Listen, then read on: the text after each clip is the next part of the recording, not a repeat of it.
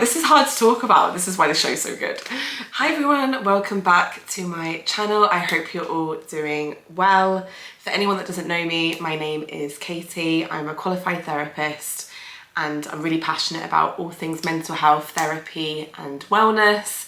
Today we're going to be talking about the TV show that everyone's talking about, which is the hit Netflix show Baby Reindeer. There's so much to say. I really felt compelled to sit down and talk about this show today, both as just a person that's a fan of TV, that kind of binged it all in one sitting, that just has a lot to say about it, but also from a therapeutic perspective as well. So warning, there will be spoilers obviously ahead. Sorry if I sound a bit nasal, the hay fever is kicking my ass. It's that time of year, so apologies if I sound a little bit nasal. I'm going to put timestamps down below because I'm going to be talking about different elements of the show today. So if there's like a particular part or theme or subject matter that you're interested in hearing about, I am going to be putting those timestamps down below. My plan is to essentially split it into talking about Donny, talking about Martha, and then talking about like general themes, share my kind of final thoughts and review of the like overall show. So yeah, that's kind of like the rough plan, but really I just wanted to break it down and share my perspective on a lot of the topics in Baby Reindeer. Before we get started, please follow me on Instagram, please subscribe to my channel, please like this video, especially if you're a fan of Baby Reindeer. And yeah, okay, let's get started. So let's take it back to the beginning. So this all happens because of an act of kindness. So what we don't know at the beginning is that Donny is actually not in the best place. There is a flashback episode in episode 4 that obviously I will talk about, but we meet Donny and he's on a bit of a journey, on a healing journey, let's say. He's not really started the healing journey, but he's not in as bad of a place as he was, but he's certainly not in a good place either. He's trying to become a comedian. He's struggling like with that. And he is dating somebody, but he's dating somebody kind of with a lot of shame, and as in Donny has a lot of shame with dating Terri, and sort of their, you know, it's in hiding, it's in dark corners of a bar. Speaking of a bar, that's his job. He's not particularly happy. He lives with his ex's mum as well and is kind of like guilted into that because she lost her child, and that relationship obviously failed in terms of her daughter. So overall the picture's not looking great, but he's not a bad person. He's a decent guy, and essentially that decency gets him into trouble. I think what's really interesting about the beginning is that he is struck by feeling sorry for Martha. I think pity or feeling sorry for someone can definitely motivate us to do things to kind of ease that. I feel like feeling sorry for somebody is actually a very uncomfortable feeling. And so what the kind of first thing that I found really interesting about this show is that Donny's really self-aware, or I guess Richard Gadd in his writing is really self-aware in that realistically, he kind of indulged Martha and made her a cup of tea on the house and listened to her and chatted to her because he felt sorry for her and he sort of didn't know what to do. And even though you're not really supposed to, you know, obviously give things on the house and somebody has to buy something, he did it anyway. He was kind because she looked kind of visibly upset. So that's kind of where we first meet Donny, with his honesty about feeling sorry for her and kind of doing this kind thing. Then it progresses. He starts to obviously indulge Martha. Martha's really complimentary of him, which is nice. And again, there's that self-awareness in the writing where Donny he admits later on in the show that he like needed that at that time. So because of his pity for her and also because of his own low self-esteem, what happens next is he definitely encourages her behaviour and indulges in her and flirts as well, I would go as far as saying. So it's very light flirting. I think for somebody with a bit more awareness, they might know that it wasn't a real interest, but for somebody as vulnerable as Martha, it is flirting. It could easily be taken quite literally. But he does it to feel kind of good about himself in multiple ways.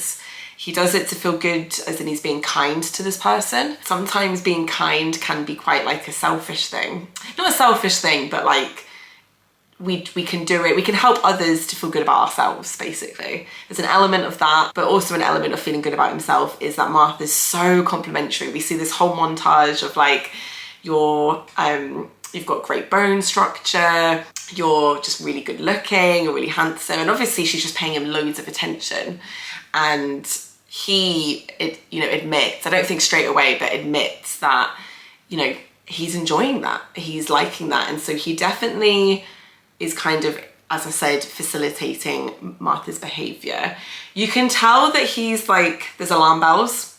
She lies about like her job and stuff. You know, some things don't add up, and obviously she's quite intense. You know, she's there every single day. She's buying things like the picnic basket, but he still is indulging. Then I feel like I'm going to go through the relationship timeline first and then talk more about Donny and Martha individually. So then they go on their date. So speaking of indulging Martha, they go on their date. Not a good idea. If I'm talking from honestly both a therapist perspective and a just personal perspective, not the best idea. And I think what's interesting about this scene is that there's definitely an air of curiosity. I feel like Martha is so mysterious in a way, and he's never really met anyone like her, and obviously he's getting a lot from her. He's getting this boost of self-esteem, but a lot of what she says isn't adding up.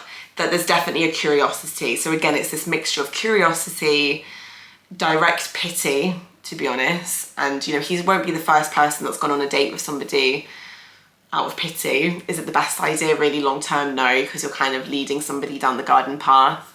But it's usually based in good intentions to try and like please the person. He sort of says on the date that it isn't a date and that they just be friends, but he's not assertive enough. It's blurry. For somebody like Martha, which he should kind of know by now from his interactions like with her in the pub, that you have to be super clear. And even when you are super clear, we kind of find out, you know, it still doesn't work. Obviously at this point he doesn't really know that because she's not gone into like stalking territory quite yet. There's been emails and stuff, so I guess we're in the area, but it's at this point though it's not really bad or anything. So yeah, they go on the date and it's the non-date date basically, and that really for me is the beginning of the end, because they're quite intimate on that date. And what I mean by intimate is that they're not physically intimate or anything like that, but she sees something in him. There's walls that come down. In the bar, it's more banter, it's more fun, flirty. Obviously, he's not really flirting with her, but it's that kind of surface level chat. When they go to that cafe, there's a shift. There's definitely more of a relationship forming. So that's the beginning of the end as far as I'm concerned. And obviously her finding his email address, which is not his fault, like it's just online. It's also obviously the beginning and of the end, because he then starts to receive constant emails. Another really significant thing that happens in the relationship is that he's so intrigued by her and has this almost addiction to her, I would go as far as saying, when it comes to what he's gaining from her, that he follows her and peeps through her window, which definitely comes to bite him later on because she catches him, and because she used to be a lawyer, or is a lawyer, no, she used to be a lawyer, she knows, like, she uses that against him because he kind of looks through the window, she catches him looking through the window, and then if anything the roles reverse. Like, that's stalkery behaviour, that's not appropriate either, looking through someone's window, and she's able to flip the switch on him then, or justify her behaviour. So he definitely made a massive error there. I can totally see why he was intrigued by like where she lived. This is after the date as well, when he could have gone home, but instead he chooses to follow her. But again, she's interesting. Even as you're watching it, because it's from his perspective, when you're watching the TV show, I wanted to know more about Martha. I was like, who is this woman? What's her backstory? What brought her to the pub that day? Even Richard Gaddis said in an interview that he still doesn't know the answer to that, in terms of the real person. Why she came into that pub all upset. Like, we don't know, but we want to know. There's so many layers to Martha, and she is a mystery. We don't really know what's in her head or her backstory fully. So I wanted him to follow her in a way. Like, as a viewer, I was like, I want to know where she lives and what she's doing, and does she actually have a job, and all of those questions.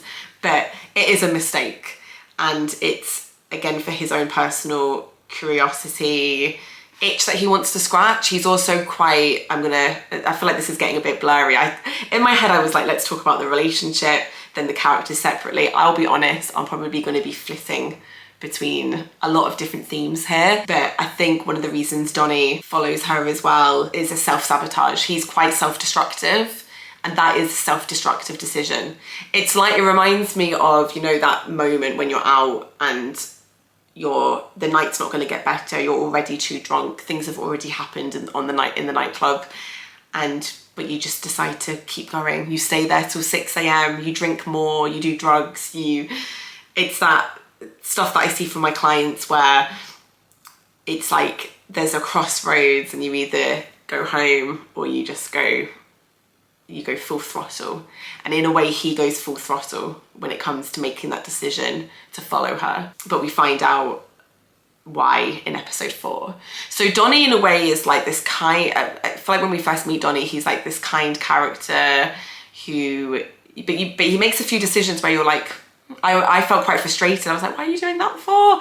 Why? Even though I want you to follow her because I want to know what's going on with Martha. Why are you following her? Like, you've just let her down gently on the date. You know, you're trying to be boundaried with her, and now you're following her home and you're going to get caught, and you did get caught. So Donny was quite a frustrating character in a way. Very realistic though, of just a human being that is making mistakes and not handling the situation well, almost being very British and like being too polite, but also being quite selfish, and in a way using her for his own kind of, you know, self-esteem and feeling good about himself. But things all become clearer in episode 4. Obviously, trigger warning for the themes that I'm about to talk about in this episode when it comes to sexual assault and rape. Episode 4 is a game changer when it comes to television. I know for a fact that it's impacted a lot of people that I know, both professionally and personally. It's particularly impacted a lot of people in the LGBTQ plus community. So I definitely wanted to touch on that. So first of all, for anyone that, you know, doesn't know what happens in that episode, you find out that it's a flashback, and Donny, when he's pursuing his comedy career, gets support from somebody and is essentially groomed by that person, somebody that's already in the business, and helps him. No, I'm air quoting because he helps him for his own ulterior motive, but he does help him. He kind of helps his show take off and gives him advice and boosts his self-esteem massively. Like, lots of compliments, and you're gonna go far, and you're gonna do really well. You know, says and does all the right things and makes poor Donny feel really good about himself. And it's the thing about grooming or about manipulation or abuse is sometimes it's a timing thing. So this person, I actually forget the character's name, I guess it doesn't matter really. It's the perfect storm of the timing in Donny's life. He's kind of down, he's trying really hard to make it, he's not got money, he's in this, like, he's at the Edinburgh Festival and he's in like the corner of a pub, no one cares about his show, he's down on his luck basically, and that is the perfect opportunity for somebody like Donny's abuser. And it involves a lot of drugs, so he invites Donny back to his house, and there's a lot of drug taking. And this raised concept of chemsex for me. For anyone that doesn't know what chemsex is, it's essentially having sex under the influence of drugs. And it can be done obviously with consent, But chemsex is quite dangerous when it comes to those lines becoming quite blurry. If somebody is so high or completely out of it because they've taken so many drugs, there is definitely grey areas when it comes to intimacy, and that's why chemsex can be quite dangerous. Chemsex is really like a big thing in the LGBTQ plus community. Obviously not everybody, but it's definitely, I used to work for LGBT Foundation and we did a lot of work around chemsex, around raising awareness and training and making sure that people who do want to have sex under the influence of drugs are doing it safely and not combining certain types of drugs, which we see Donny do because he's being pushed to, which in itself is quite dangerous, but also about consent in that situation and you know, making sure there's like a prior agreement and all of that kind of thing, none of which happens to Donny. So that's the first thing that I wanted to really talk about, is kind of raising awareness of chemsex and safety, if that's something that struck you, because I know a lot of people watching the episode who have taken part in chemsex, I think found it quite triggering because of the risk that they've put themselves in before, or perhaps situations that have felt very similar to that before, as well as obviously victims of rape and sexual assault is of course really triggering for those people as well. So I'm definitely going to link some like resources below when it comes to chemsex if that's you. So yeah, he's groomed, he's raped under the influence of drugs because he's coming in and out of awareness, and he's sexually assaulted. But yeah, he's sexually assaulted and it's awful to watch. It's so realistic is a word that comes to mind, which is a strange word to say, but it's done really well. You can tell that this is Richard Gadd's lived experience. I don't know how he was able to act and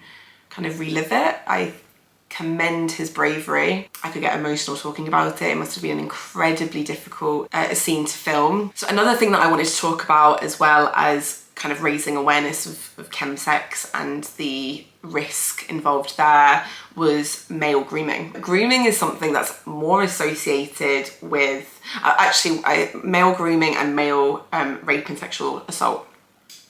So starting off with grooming. Grooming is a concept that we usually associate with people underage. So people grooming a child. So for anyone that doesn't know what grooming is, it's essentially building an emotional connection and trust and a safe space and a sense of love in a way, and like owing something to that person. You know when someone does so much for you that you're like, what can I do to repay you? Or and that's a specific feeling, almost like, yeah, I'm indebted to you in a way. But as well as just trusting them, feeling safe, feeling really supported by them, with the intent of sexual misconduct.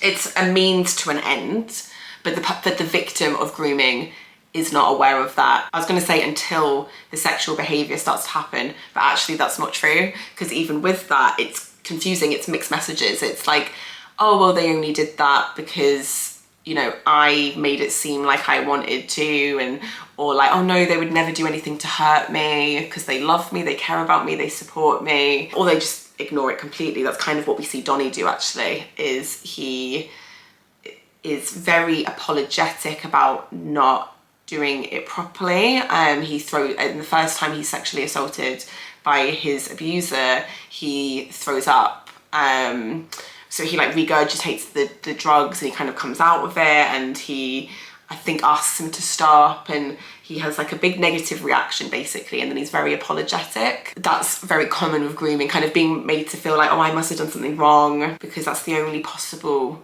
way all of this could be happening right now, and why I feel so bad. It's I've done this, I've like messed up. And we definitely see Donny do that, and his abuser even says like, don't worry, you'll be better next time, which was a very dark statement. But there's a confidence with what he says because he knows what he's doing. He's done this before. Like, Donny's not the first person this man has groomed. But grooming is associated with children because children are obviously very easy to manipulate. And even on top of that, we definitely see mixed genders with grooming, but I would say the more, like, it's definitely with young people, and we definitely as a society talk more about female victims, like as we should, because statistically there are a lot more female victims of grooming, sexual assault, rape This is obviously very heavy stuff that we're talking about right now. I really want to acknowledge that. I can like feel the weight of it as I'm talking about it. But it's also a really important conversation to have. So what was almost stunning to see, which is a bizarre way to put it. I mean, stunning as in like it was beautifully written and accurately written, but also I was stunned watching it, is more what I mean, was a older male victim of grooming. I don't know if we've ever seen that on TV before or in a film before. And you see how it happens as well. You see the combination of like all the stuff that he does for Donny, the vulnerability that Donny's in, the place that he's at, like I said. It's the perfect storm of everything. The guy's quite charismatic and just he's like a celebrity, or like he's big in the industry, and that helps having that kind of power, that kind of like, I really look up to you, you're amazing. Like Donny thinks this guy's amazing, really funny, respects him, talented, and there's that hope, my career's gonna take off, this is my big break, I cannot mess this up. So part of not messing it up is to just go along with the drugs and go along with I say go along with the sexual abuse. He doesn't really have a choice in that, because it happens while he's not. He's like high on heroin, or he's so off his face on drugs, the combination of drugs as well, and like massive doses. They make a point of showing you like the big amounts that he's taking and the mixture. That I think what I'm trying to say is, when I say going along with it, is that he comes back. He wakes up and he knows some things are happening. He also gets like physically injured and hurt through the sexual assault, but he keeps coming back, and that's kind of what I mean about, because he's holding on to the idea of this person cares about me and good things are going to come from this, and his self-esteem is just low.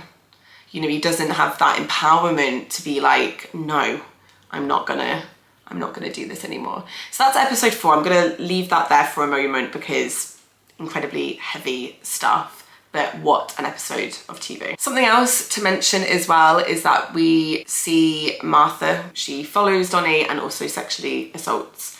And before we've had the flashback episode, we hear him say like, I don't know why I didn't respond, or I just froze.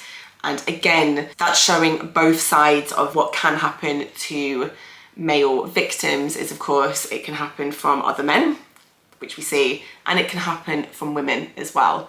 And I feel like neither are really spoken about a lot or explored through the media of television.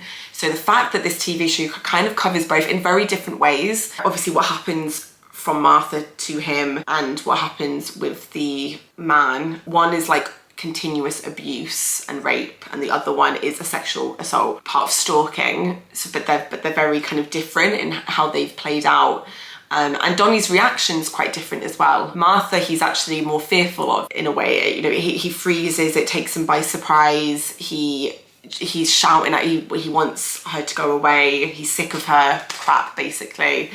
And obviously his relationship with the comedian is different. And again, there's more admiration there, love there, respect there. So his reaction to him is different. So again, the writing of this show was incredible. So going back to talking about Donny then, something that happens following that history of sexual assault is he basically doesn't know who he is anymore. And that is, so like as a therapist working with people that have gone through trauma like that, that is extremely common. People who are victims, and obviously can't generalize, everyone's experience is so different, but something that I have definitely seen is it strips something away from them. There's so much shame that not only does it strip something away from them, something of their core being, but it gets replaced with just pure shame. So shame in a way becomes somebody's whole identity, and Donny is the epitome of that. He is riddled with shame, probably especially as a man.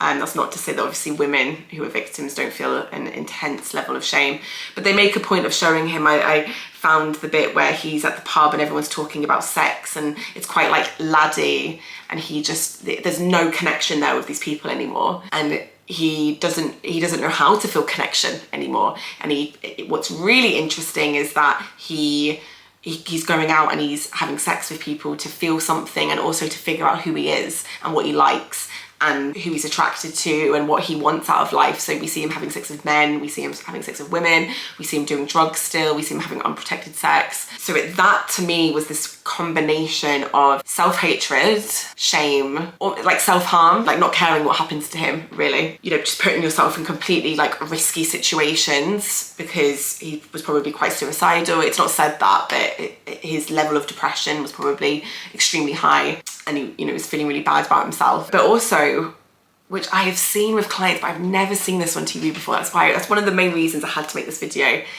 is that he genuinely does not know his sexuality anymore. That is something that I've never ever seen before. I've heard it from clients. Obviously, I'm not going to share any personal information, but I have had clients before who are LGBTQ+, who are exploring their sexuality and their gender identity, and believe that one of the reasons why they might be trans, or they might be gay, or they might be bisexual, or they don't know what they are, is because of trauma, is because of sexual abuse, either as a child or as an adult. And that is, like, first of all, really hard to imagine what that is like, because there's something about figuring out who you are that, you know, we obviously live in a society now where being LGBTQ+, well, I should say should be, and like a natural thing that somebody comes to realise, whether they realise it very young or even later on in life. And they realise it through feeling attracted to other people, or falling in love, or, you know, seeing someone on the TV and you think, oh, that, you know, that's me, that, you know, I'm being kind of represented. All those thoughts that they're sharing, I think that's me, I think that's how I feel about my gender, I think that's how I feel about my sexual identity. To have your journey be dictated by such a horrific thing and be rooted in so much shame. Because obviously there is people that kind of go through the self-discovery of their LGBTQ+ identity with shame anyway. You know, if they're not accepted by their family, or they're struggling to accept it themselves, or they have a religious background, there can be shame anyway.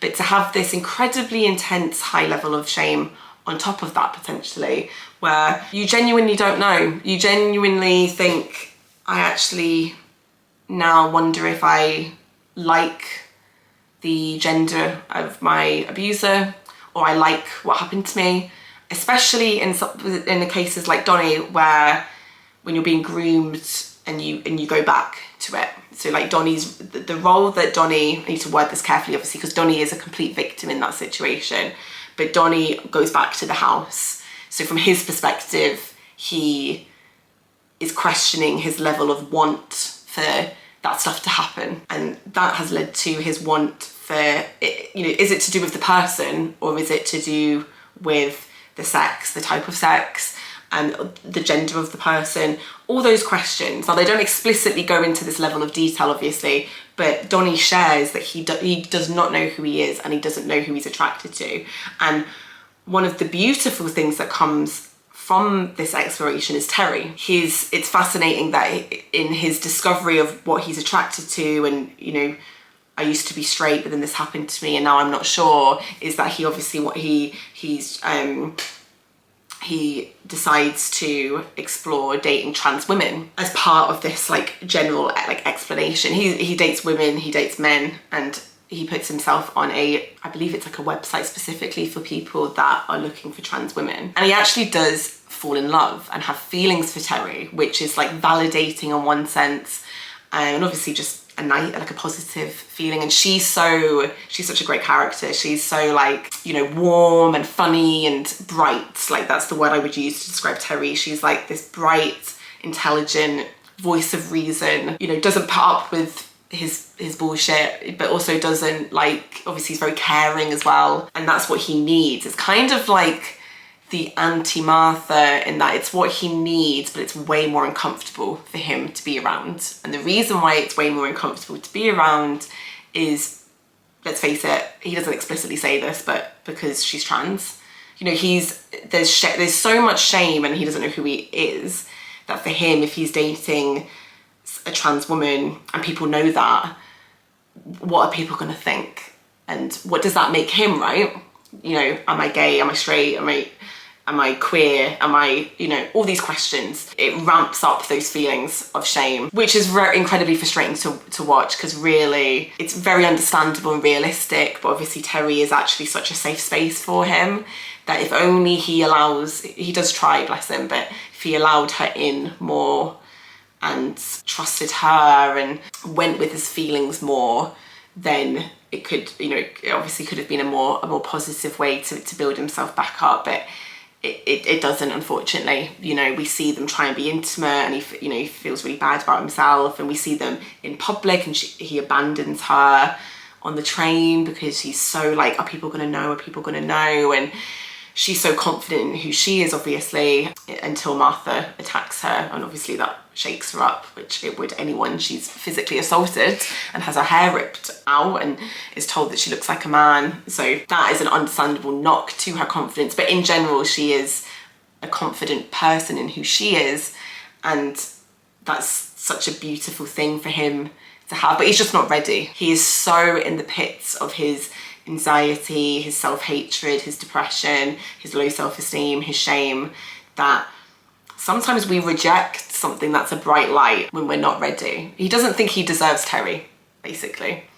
He doesn't think that he deserves to be in love, to be happy, and that's really quite heartbreaking, actually. They do get together eventually, and it doesn't work out again because he's still not, that's him when he's doing a bit better, but he's still not ready to like fully be present in the relationship and let go of the Martha thing and let go of, you know, a lot of his issues. And I can understand that, but I can also understand why Terri ends the relationship. Yeah, I really wanted to comment on that, questioning your identity, because I think that's going to shock a lot of people. I think what I don't want is there's a danger that people are going to think that your LGBTQ plus identity is rooted in trauma, and it leads, you know how people get those questions anyway, like, oh, you know, how did your mum and dad take it? Like, it's this awful thing, or like, did something happen to you as a child? Or like, or they want to know. Sometimes very subtly people can ask you as an LGBTQ plus person about like your childhood or your background, and it's normally with good intentions, to be fair, but there's this air of like, what must have happened to you? And I do worry that people will watch this show and think, see, that's why some people that are gay or trans or queer or bisexual, it's trauma. Something must have happened to them for them to be like this. So there's that concern, but I feel like you'd have to be quite stupid that's not the takeaway message of the show. But it's also important that we are sharing that for some people it is part of their journey in self-discovery. And with clients that I've had where they're like, maybe this is the reason. What if I was never, I've had clients say to me, what if I was never meant to be blank, like insert identity, and I'm only this because of that. And what we do in the sessions is try and move towards acceptance, because, or almost that question of, I obviously don't phrase it really bluntly, but does the why matter? That's what I bring it back to.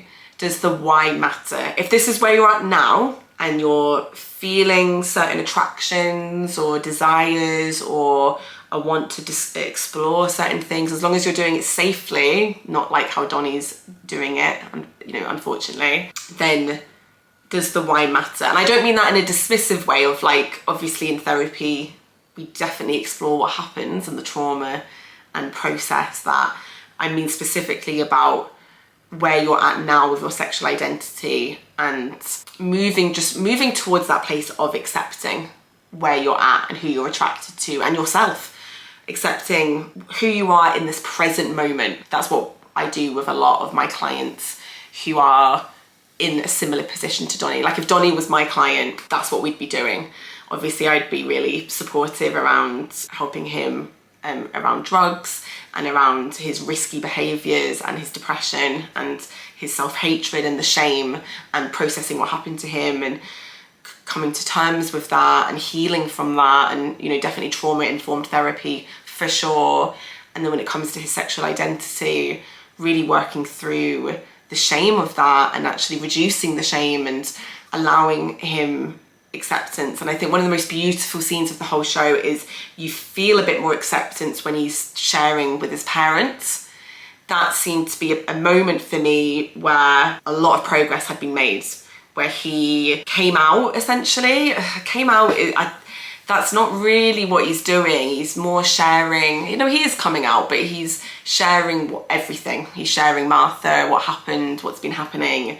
And part of it is his sexual identity and not wanting to be seen as less of a man. And of course his dad mirrors that, and the Catholic Church is brought up, and, you know, implied sexual abuse, implied grooming. So that there's like a beautiful moment there. It's obviously tragic and heartbreaking, but that, you know, it's never who you think necessarily, and it's important for Donny to realise that it doesn't obviously make him any less of a man. And obviously masculinity as a whole concept is such a tricky thing to break down. Like, what does that even mean in terms of being a man, and how does that link to who he's attracted to now, or who he's feeling pulled towards? I could go on and on and on, as you can tell. So like, absolutely fascinating stuff. So before moving on to Martha, there's one other thing that I want to talk about when it comes to Donny, which is a scene that had me quite shocked. Probably would have a lot of people like confused, shocked, not knowing where it's going to go. And that's when he goes back to his abuser. When I say goes back, this is in the present, when this is near the end of the show, when things are finally moving forward with Martha in terms of getting her like prosecuted for stalking. He moves back in, because at one point he moves out of the house with his ex's mum. He moves back into that house, which is a safe space for him, because the flat that he moves into, there's a lot of drugs and partying, which is obviously not a healthy environment for him to be in. But he finds like an old script where the abuser had like given him feedback, which was a massive part of his grooming technique. It's to kind of like build him up, but also criticize, just pull him back in basically. And he goes to visit him. Now I, as a viewer of, this is where I have to separate viewer of TV and therapist, right? As a viewer of TV, I was like, oh my God, what is gonna happen next? Like, he's gonna confront him. Especially as this was when Donny had like a newfound, you know, there'd been a lot of healing. As I said, he'd shared with his parents, things were moving forward with Martha. Things were just looking a bit better basically. Not amazing or anything, but he'd had his big breakdown on the stage, which was, it seemed like very cathartic for him. You know, he told the truth basically, which telling the truth is sharing it, like in therapy, that's how you get rid of shame. And he does that on stage in front of everybody. And it goes viral, and he's in podcasts and stuff like that. So his shame is a bit reduced through that medium of sharing and just getting everything out loud, which really sums up the point of therapy a lot of the time, is to do that, is to get the catharsis, to say certain things out loud that you've never said out loud before. And that's what Donny does. But there's a setback where he finds this script, and then he goes to visit the comedian, writer, abuser. And as I said, as a TV viewer, I was like, he's gonna like, I don't know what I thought was gonna happen. I just thought he was gonna like confront him and just almost do like a very TV speech of like, I just want you to know that you did this to me. And like, I don't know, I actually don't know really what I had in mind, but some sort of confrontation, right? When he knocked on the door, I was like, oh my God, what's gonna happen next? You know, I was like nervous basically of like, what the hell's gonna happen? But he invites him in, and obviously if you've seen it, you know what happens, but it's calm. There's not a confrontation, and they catch up. And he offers him something. He offers him like a job, that's what it is. He offers him a job. You know, they're bringing back that show that he originally worked on. And Donny's like, yeah, sure. You know, he's all like smiley and nervous. The actor, Richard Gadd, it's all in his face. He's like really intimidated still to be around him. You can still see the flickers of awe as well as fear. It's unbelievable. Like, I'm thinking of it now and I'm just like struck by this whole scene. And it's such a normal scene. It's like two people literally chatting. But because you know from that episode 4, you know what's happened, it's a shocking scene as well. So as a TV viewer, I was like, what's gonna happen? What's about to happen? As a therapist, I have a different perspective. And what helps is knowing people in my personal life as well as clients who, again, have been victims of abuse, and that perspective, which is the desire to see them again, and everyone will be different, for something, for some sort of like, the desire to show the abuser that they didn't ruin your life, that they don't have that power over you anymore, or just out of pure curiosity. What are they doing now? What are they going to say to me? How are they going to interact with me? Are they going to apologize? Are they going to offer me a job? Are they going to, like, it's the unknown as well. And there's that addiction to it. Obviously Donny kept coming back to him for a reason, and when he sees that script, that's triggered again, that desire, that shame, but the desire as well to get something from him, even if you don't know how to articulate what that something is, but just something where it's like, I want to show you me, and like, look, I survived, you didn't ruin my life, perhaps to ease his own guilt, because there'll be guilt. Abuse and shame create a lot of guilt even towards your perpetrator, especially in a grooming situation. Oh, you know, I don't want him to think that I am, you know, he's seen the video, I don't want him to think that I'm just like broken person, he's ruined my life. No, let me show that I'm actually okay. And also reducing how bad it is. If you're having like a chat with somebody and things are fine, and perhaps you feel fine in their presence, then maybe the whole thing wasn't so bad. You can heal quicker. Could be like a fast forward thing in terms of healing as well. There's no way he would have known knocking on the door what he wanted. And I don't really know as a viewer or as a therapist, he's not my actual client, what he was looking for in that interaction. All I can say to you is that he was looking for something. Something that you don't expect though, as in it's not something like, I'm gonna punch you in the face, or I'm gonna like just list all the things you've done to me and like, or call the police or report you. None of the things that in a black and white TV show or film, where it is more straightforward, we normally see. This is way more realistic of like, as a human being, what do I need from you in this moment? I don't even know what I need, but I know I need something. I need you to see me. I need attention from you. I need to talk to you and see how I feel. I don't know, but that scene that's gonna stick with me for a really long time. And again, I keep saying it, but something that I've never seen on TV before.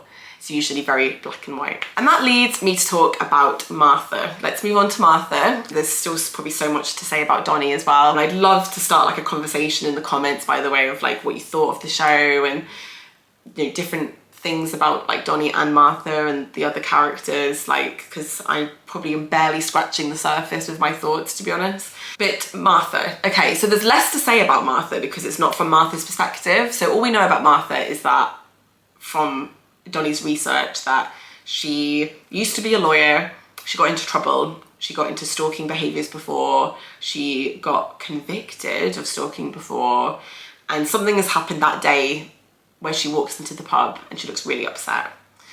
And the thing about Martha is that we see her in lots of different states, and the actress is phenomenal because every state is extreme. So we see bubbly Martha, where her laugh is like infectious. That's something that Donny really almost, I don't want to say falls in love because that's not true, but like he becomes a bit like addicted to her laughter, and like he really wants to make her laugh, which is like a really nice quality. And that can be something that is a bit addictive as well. Like if you're feeling really low about yourself and you make someone cackle, then that is a good feeling, isn't it?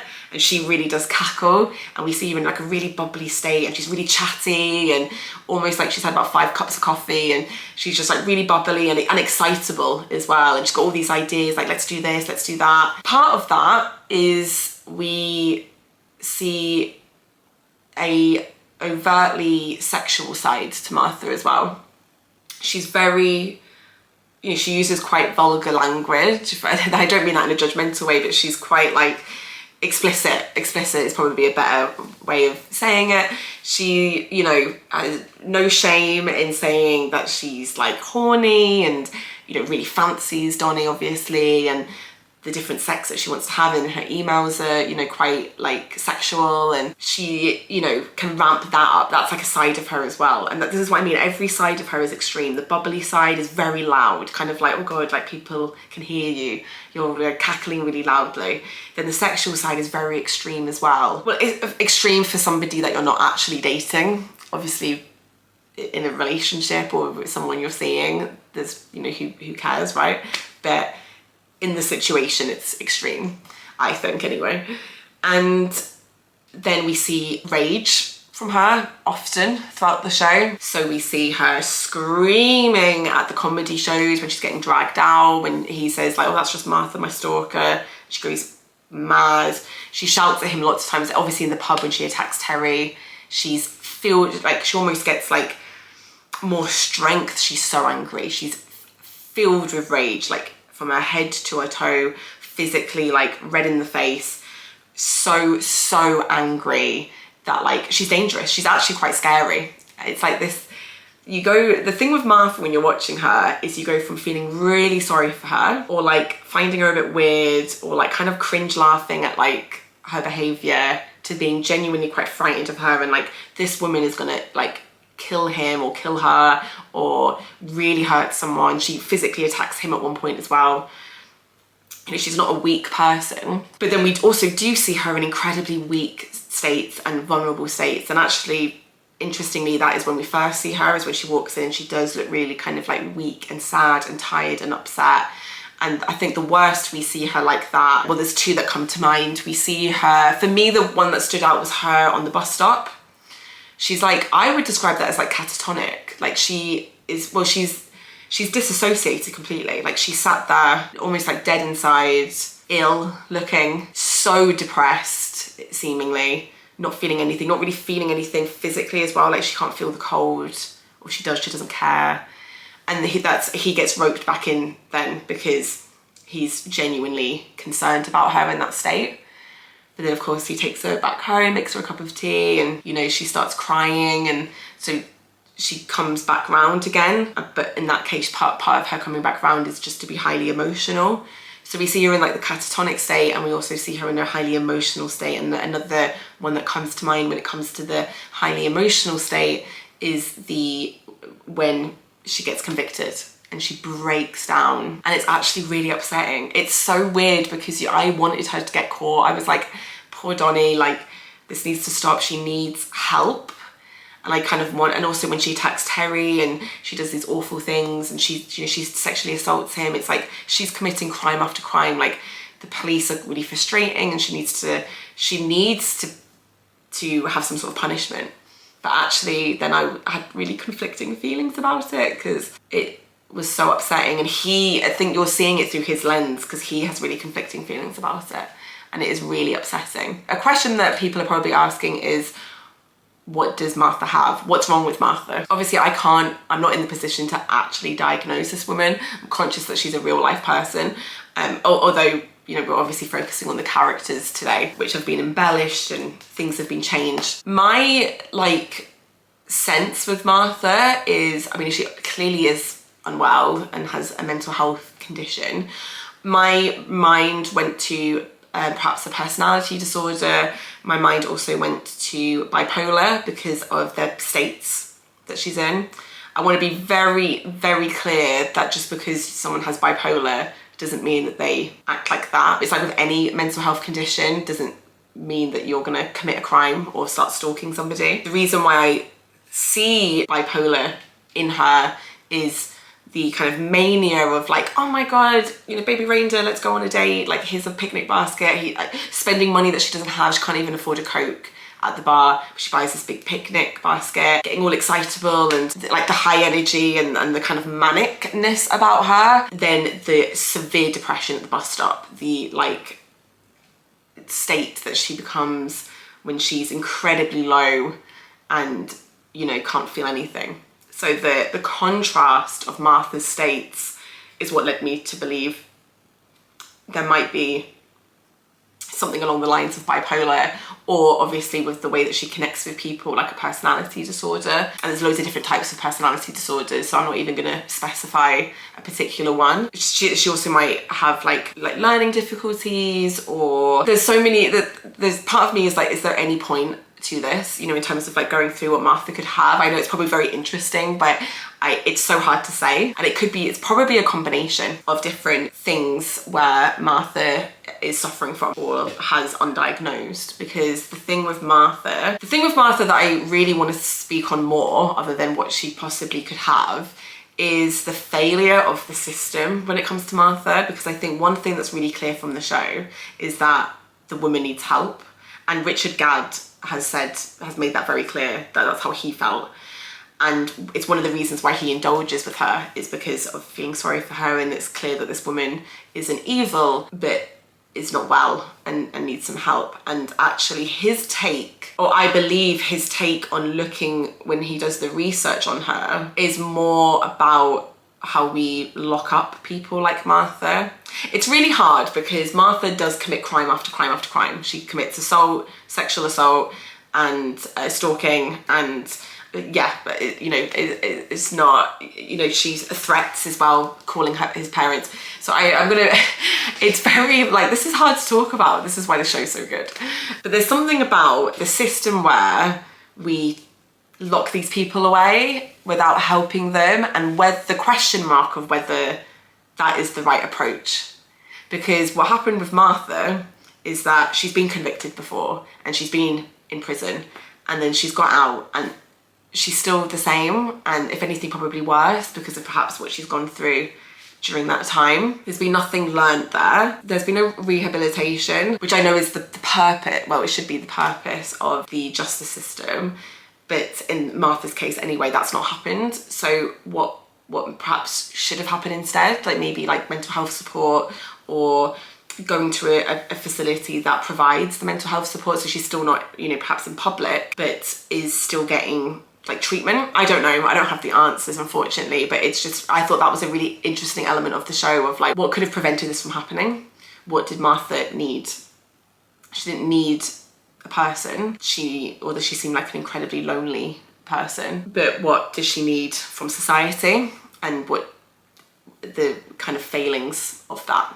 So that's kind of one thing I wanted to definitely talk about when it comes to Martha. Obviously something, you know, to be spoken about is why Martha sort of does what she does, and this isn't an excuse, but you know, she's clearly an incredibly lonely person.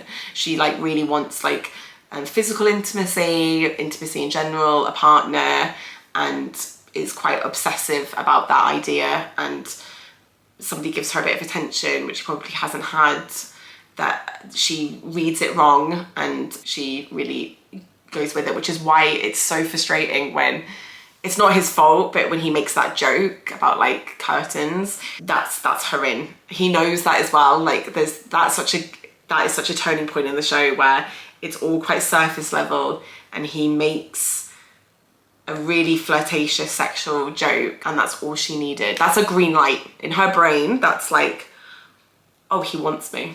And you can kind of see both sides of it. Like you can see that anyone else probably would know that that doesn't mean anything. It's just a joke. I say anyone else, a lot of people would just say like, would clearly see that as a joke. Somebody like Martha, like doesn't, like takes it very literally. And so it's so nuanced with that moment of like, it's not this black and white situation of like victim and perpetrator. Like he had a role in why she thought he was interested, and obviously the other stuff that happens, like him going to her house or him just still engaging with her. There's a lot of engagement that, you know, is him, facilitated by his own shame and need from her. It's kind of like a really backwards love story in a way, because they both really need each other, but they don't actually need each other at all. They need something. They both need help is essentially what happens, and they look to each other for that help. You've got Donny, who has gone through such a traumatic thing, who needs a self-esteem boost, who needs to feel good about himself. And I got really emotional when he listens to her voicemails that are really positive, the playlist that he had where he categorized them all, and one of them was just like compliments,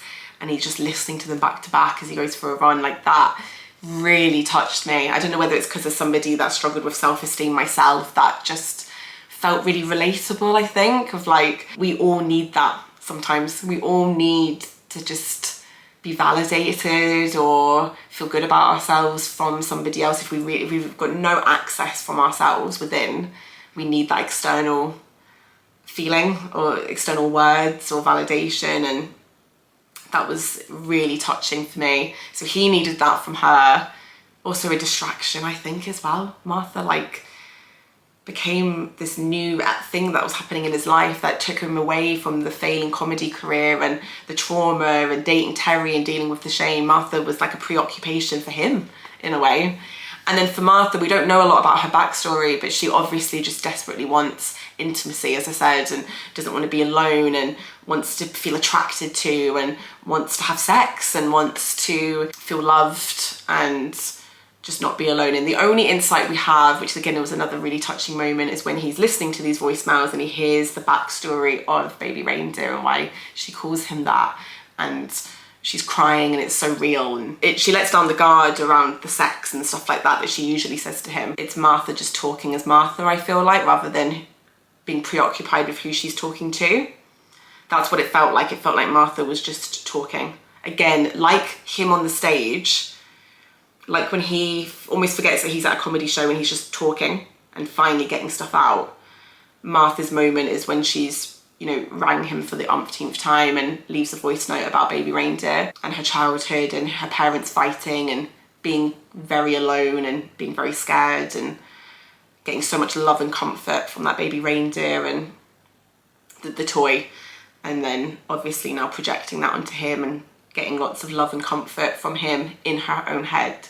The problem is that it's not real. So yeah, that's why to me it is this kind of like really backwards love story. Both characters just need lots of love and they're desperately trying to find it, and they're getting caught up with each other in this search for it. Of course, the show ends with this same thing that started, which is an act of kindness. So when Donny's listening to the story of the baby reindeer, and you can tell he's very emotionally struck by the fact that, you know, Martha's a victim too, or has certainly been through so much in her life.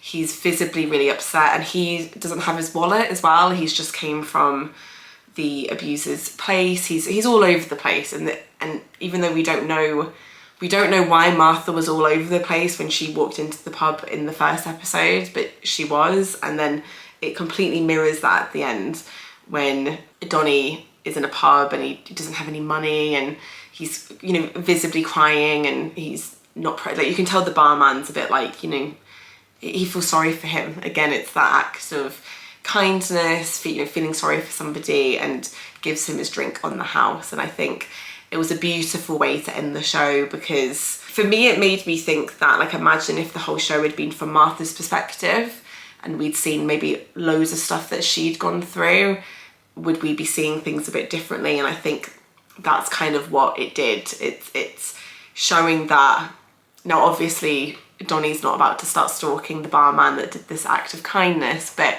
you get the point. Like, it shows that things aren't black and white, that he is in a similar position that she is now, and somebody looks at him and feels sorry for him and is kind to him, and just shows human nature as well. And as you can tell, something clicks with him and Richard Gadd, and probably what compelled him to write it into a story in the first place and to make it into a play and the amazing TV show that we're all watching and really enjoying. So yeah, I just thought it was a beautiful and very emotional way to end the show. It was absolutely unbelievable, one of the best things that I've watched, which kind of leads us to kind of final thoughts and kind of wrapping up this video, because I'm conscious that I've been rambling for ages now. So the first final thought I want to say is that things are not black and white. The thing that this show did brilliantly was, normally when we're watching a film or when we're watching a TV show, it's stalker, victim, it's perpetrator, victim. And there was elements of that for sure, especially with his backstory. But there was so much nuance when it came to Martha and Donny. Like, she was not this evil character and he was this perfect victim, or like innocent victim. He played a role in Martha's behaviour, and Martha was also extremely vulnerable, and you felt sorry for her as well, and you cared about what happened to her, but you also were really scared of her. So that's the first thing I want to say, is like the nuance of this story and how things aren't just like straightforward. And I think Richard Gadd puts it like, she's not necessarily a bad person, but she's a person that's doing bad things. That really sums up the kind of premise of the show, and it's really kind of opened my eyes to stalking and even just crime, and like how it's not, a crime is black and white, like because of the law, but the story behind the crime isn't always black and white. Another thing, as I've already said, was raising awareness of victims of male sexual assault and grooming. I know that Richard Gadd has worked with Survivors, which is an amazing charity. I'm going to link everything down below, and I'm sure lots of men watching this of all different identities. Obviously I mentioned Chemsex and the LGBTQ plus identity, but of course lots of straight men watching this who have been the victims of grooming and sexual assault will feel seen with this TV show and the disconnect and questioning their identity. That was unbelievably well written, and in the privacy of client sessions I've seen that. I almost couldn't believe that we were having the conversation publicly, because obviously I don't share stuff that's happened in sessions. I've just never seen that anywhere other than from my clients' mouths. So yeah, fascinating stuff. Important as well to open up that conversation. Another thing is just awareness around stalking support and mental health support. So we see, I've already mentioned about Martha clearly needing help, and not that we see anyone really trying to get her help, like with the mental health team or anything, but like it's this unspoken thing throughout that like she clearly needs help, and that's why Donny's constantly pulled back in a way, is that he knows that on some level and is trying to help her. So definitely awareness of that, but also we see him go to the police and not get a lot of help either for him as a victim of stalking, and how it's like they have to make a direct threat, and you have to feel really unsafe or feel like you're going to be violently attacked. And stalking seems to be such like a grey area when it comes to getting somebody prosecuted. So just I thought the show did a really good job of kind of raising awareness of that, and actually hopefully things will hopefully improve off the back of the show. I don't know. I know that the conversation's being had around the law and stalking and improvements, and Richard Gadd has said that, you know, it is due to underfunding and lack of training and stuff like that. So I'm hopeful that at least having the conversation can be helpful sometimes, in terms of like, right, we need better support for people who are victims of stalking. Again, especially men who are being stalked by women, and the air of like that not being taken seriously. Like I think the guy even made a joke at one point, the police officer, about like, I can't remember, it was like the first episode I think, but there's this thing of like, well, a girl stalking a guy, like you can't be unsafe. Come on, it's just a girl with a crush, right? And it's like, no, it's actually relentless, and she's aggressive, and he is in danger, you know, because it's so intense and it's too much.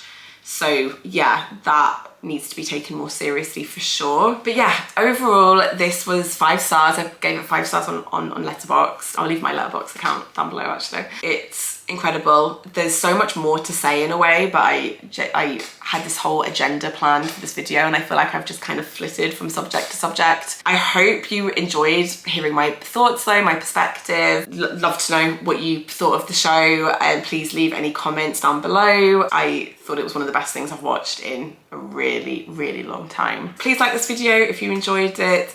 Please subscribe to my channel as well. I do reaction videos. I'll probably do more breakdown videos like this. I do educational videos on mental health. Please follow me on Instagram as well. I talk about therapy over there, and kind of how to prepare for therapy, and you know, common therapy questions and concerns and stuff like that. So please follow me on Instagram. I've got my website down below as well if you're interested in therapy sessions actually with me. And yeah, thank you so much again for watching this video, and I hope you have a wonderful rest of your day, and I'll see you in the next one. Bye.